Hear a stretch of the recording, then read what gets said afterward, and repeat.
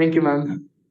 So, sir, speaking of toughest moments, wars, right? The first thing that comes to your mind is wars. So, sir, the history has witnessed many wars, like so many. Even if you ask any student, including Zayan or including anyone, what did you learn in history class in school? They would say Battle of Panipat, Battle of Waterloo, World War One, World War Two, etc. Now it's not the end. We are yet to witness many wars in the future by these ongoing situations and conditions. So, sir, only the dead, according to me, only the dead have seen the end of war. And that's facts. So, sir, how can we achieve a war free world?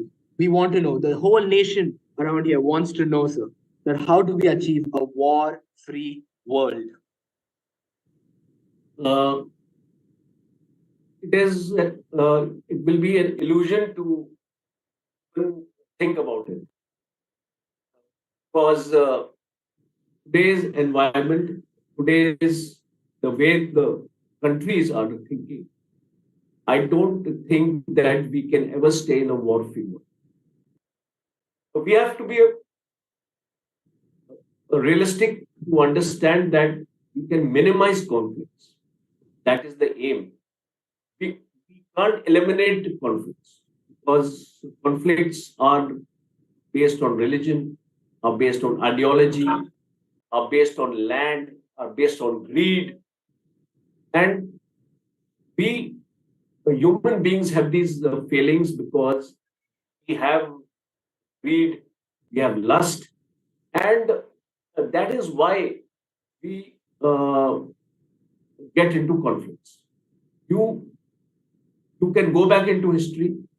You can read about World War One, World War Two, why it happened. You can talk about the 1962 conflict with China. You can talk about Pakistan 65, 71, Kargil 99. You can talk about Ukraine, Russia. You can talk about Syria. You can talk about Lebanon. You can talk about Egypt. You can talk about Israel. You can talk about North Korea. You can talk about Taiwan, China. I mean, you can talk about Iran. You can talk about Saudi Arabia. So talk about Armenia, Azerbaijan. So I can give you, I can go on and on. And there is no stopping of the conflict zone or the hot zones or the hot spots, as we call it in the world today. So it is this kind of leadership of the superpowers, the United States, the Russia, the China. If there is a conflict of interest in superpowers themselves, how can you stop the conflict? Because if the United States is going to precipitate conflict in Ukraine, how can we stop the war?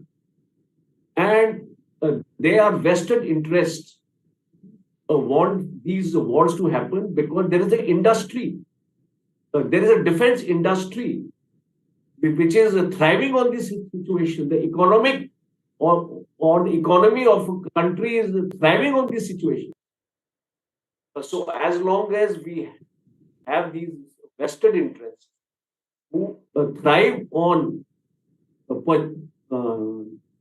perpetuating war, I don't think there can be an end to war. Who will be a peace ambassador today?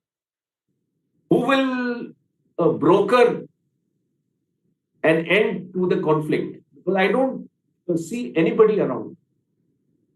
I don't see a leader of that eminence or of that personality or of that power today who bring an end to conflicts. So we can only hope that sanity prevails in the powerful nations of today because they are the perpetuators of everything. If what happened in Afghanistan, if what happened in Syria, if what happened in Iraq, the 1991 Gulf War. So I'm with you. A war is not a solution to problems. No war has ever solved a problem. It has only created more problems. And any country which is going to war today has a setback by almost 20 to 30 years. Because the people who look for development, who look for jobs, who look for the well-being of their own families are not going to get it. And if the entire energy structure or the infrastructure of a country is going to get destroyed, you can imagine that how many years it will take to rebuild that again. So that is the issue. And we can make a beginning. We can influence the youth of the country to think of not creating issues and problems in the country. Our own internal situation has to improve if the country has to move forward.